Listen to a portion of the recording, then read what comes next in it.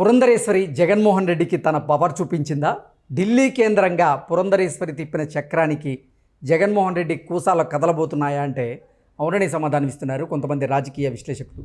ఇక ఇదే అంశానికి సంబంధించి మనతో మాట్లాడేందుకు ప్రముఖ సీనియర్ జర్నలిస్ట్ దుర్గాకుమార్ గారు మనతో ఉన్నారు. సార్తో మాట్లాడదాం.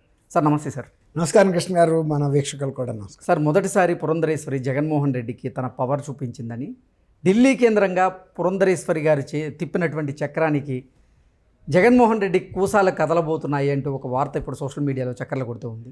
ఏంటి సార్ ఈ అంశం మీద మీ విశ్లేషణ ఏంటి? ఇప్పుడు జగన్మోహన్ రెడ్డి గారు కేంద్రంలో మోడీ గారితో అత్యంత సన్నిహితంగా ఉంటూనే, ఎందుకంటే ఆయన కేంద్రంలో మూడో అతిపెద్ద పార్టీగా ఉండి బీజేపీ పెట్టే బిల్లులకి సపోర్ట్ ఇస్తూ రాజ్యసభలో ఎక్కువ మెజారిటీ వీళ్ళకు ఉండటం వలన ఆ మెజారిటీ ద్వారా మోడీ గారితో వాళ్ళకి కావాల్సిన కేసులకు సంబంధించిన అన్ని పనులు చేయించుకుంటూ రాష్ట్రానికి చెందిన అభివృద్ధి పనులు కానీ పథకాలు కానీ ప్రణాళికలు వీటికేమో ఆయన ఉపయోగించలా. బాబాయ్ కేసుని 5 ఏళ్ళు కదలకుండా చేయడానికి ఉపయోగించడం, తర్వాత రాష్ట్రంలో బీజేపీ అధ్యక్షుల్ని ఒక బీ టీమ్గా వైఎస్ఆర్సీపీకి బీ టీమ్గా పెట్టుకుని వాళ్ళతో వంత పాడించుకోవటం చేస్తాడు. దాంతో వాళ్ళు కూడా ఇక ఎన్నికల దగ్గరికి వచ్చిన తర్వాత పార్టీ 0.5% బలం కూడా లేదని వాళ్ళ సర్వేల్లో తెలిసిన తర్వాత 100 కన్నా కూడా తక్కువ బలం, అంటే కేంద్రంలో అధికారంలో ఉన్న పార్టీకి దేశంలో ఒక రాష్ట్రంలో ఆంధ్రప్రదేశ్ లాంటి ముఖ్య రాష్ట్రంలో దాదాపు అసలు బలమే లేదనే పరిస్థితిలో పార్టీని ఎన్నికల ముందు ఎంతో కొంత చురుకు, అంటే పార్టీలో కథలకి తేవాలని వాళ్ళు పురంధరేశ్వరి గారిని, ఆమె మాజీ మంత్రి ఎన్టీ రామారావు గారి కూతురు, ఒక బలమైన సామాజిక వర్గానికి చెందిన మహిళ, తర్వాత బాగా విద్యావంతురాలు, అంతర్జాతీయ వేదికల మీద కూడా భారతదేశం గురించిన అనేక అంశాల గురించి ధారాళంగా మాట్లాడి మంచి ప్రశంసలు పొందిన మహిళని వాళ్ళు కనీస గౌరవం లేకుండా ఆమె తెలుగుదేశం పార్టీ అధ్యక్షురాలుగా వ్యవహరిస్తుంది. అంటే వాళ్ళు, అంటే చంద్రబాబు నాయుడు గారికి ఆమె వదిన గారు అవుతుంది, వరుస కాదు, వారి భువనేశ్వర్ గారికి సొంత అక్క. కాబట్టి ఆ రకంగా కూడా ఆమెను మాట్లాడారు.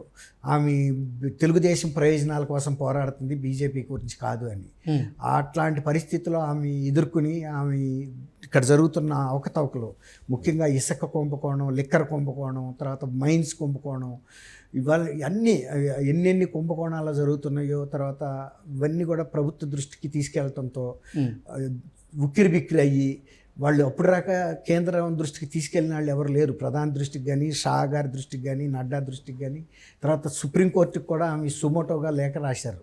అవన్నీ కూడా మీరు చర్యలు తీసుకోవాలి, ఇది చాలా భారీ ఎత్తున జరుగుతున్న దేశంలోనే అత్యంత పెద్ద కుంభకోణాల్లో లిక్కర్ కుంభకోణం ఆంధ్రప్రదేశ్ది.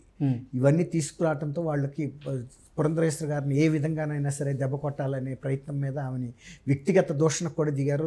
సజ్జల రామకృష్ణారెడ్డి గారు కూడా దిగాడు.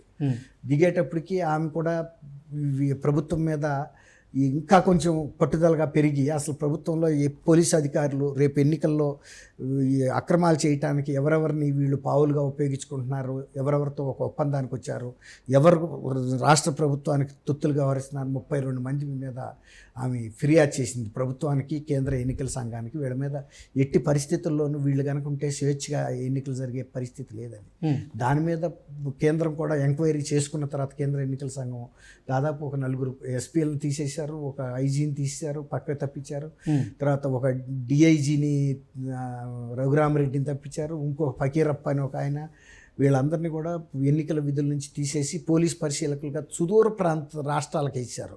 ఎన్నికలు అయ్యేరాక వాళ్ళు ఇక్కడికి వచ్చే అవకాశమే లేదు. ఇంకా అట్లాంటి కొంతమంది వ్యక్తులు ఉన్నారనేది వాళ్ళకి తెలుసు.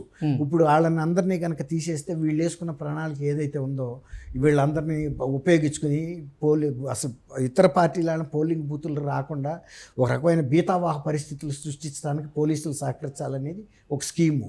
అందుకు ఎస్పీలతో ఒక అగ్రిమెంట్కి వచ్చారు, డిఎస్పీలతో అగ్రిమెంట్కి వచ్చారు. ఆఖరి కానిస్టేబుల్ బూత్ లెవెల్లో డ్యూటీ చేసే కానిస్టేబుల్కి కూడా మేము ఇంత ఇచ్చేస్తాం మీకు, మీరు పక్క తప్పుకోవాలని. ఇవన్నీ కూడా కేంద్ర ఎన్నికల సంఘాన్ని దృష్టికి రాబట్టే ఇన్ని మార్పులు చేర్పులు జరిగినాయి.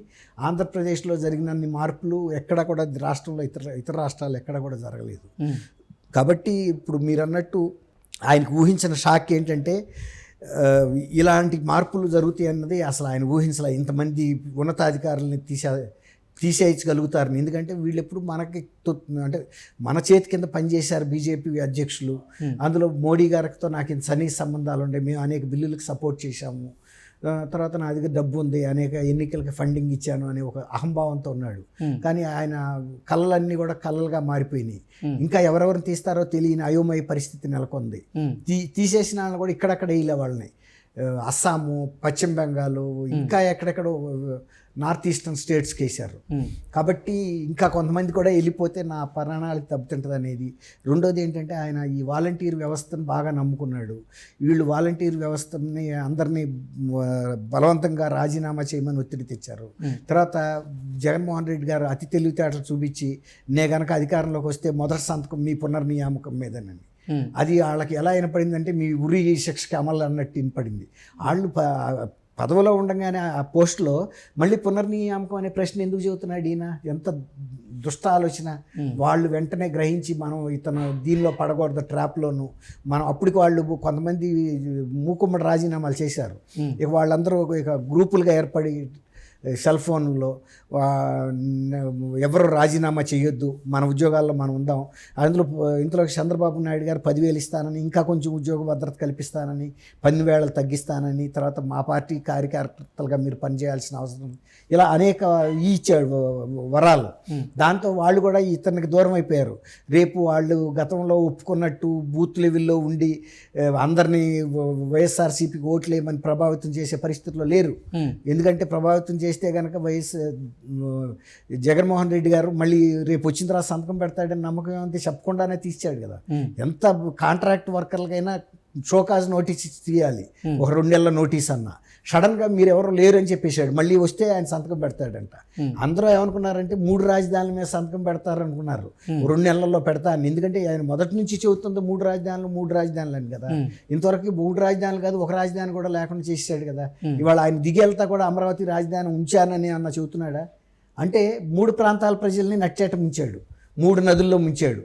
కాబట్టి ఇవాళ ఆయన పరిస్థితి ఎక్కడ కూడా ఆయనకి ఒక ప్రజల్లో ఆయన మీద నమ్మకము లేదు, ప్రజలు ఓటేస్తారన్న ఇది కూడా లేదు. దాంతో ఆయన కూడా ఒక దీనికి వచ్చేసాడు, ఒక ఫ్రస్ట్రేషను.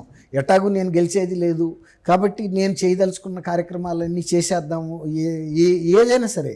ఇవాళ ఎవరిని దూషించడానికి కూడా ఆయన వెనకబడ్డు. ఇప్పుడు మోడీ మీద కూడా వాళ్ళు విమర్శనాస్త్రాలు మొదలుపెట్టారు. మోడీ ఇవాళ అవినాష్ రెడ్డి చెబుతున్నాడు, ఆయన వివేకానంద రెడ్డి హత్య కేసు చంద్రబాబు మోడీ ఏకమై వీళ్ళ మీద పెట్టించారంట. అసలు వీళ్ళకి సంబంధం లేదంట. రేపైనా సరే సిబిఐ తను ఈ కేసు మొత్తాన్ని రద్దు చేసి మళ్ళీ చంద్రబాబు నాయుడు మీదను లోకేష్ మీద పెట్టే పరిస్థితి వస్తుంది. తప్పకుండాను మేము నిర్దోషులుగా బయటకు వస్తాము, శుద్ధపోసలుగా అని చెబుతున్నాడు. కాబట్టి ఇవన్నీ కూడా ఆయనకు వచ్చిన దాన్ని ఏమంటారు, మనిషికి హోప్ పోయిందండి. ఇక ప్రజల్లో నేను గెలవలేనని ఒక ఇది వచ్చేసింది, అధైర్యం. ఇక అధైర్యంతో జరుగుతున్న అక్రమాలు అయ్యాను. Okay sir, thank you so much. Thank you Krishna గారు. మన వీక్షకులకు కూడా నమస్కారం.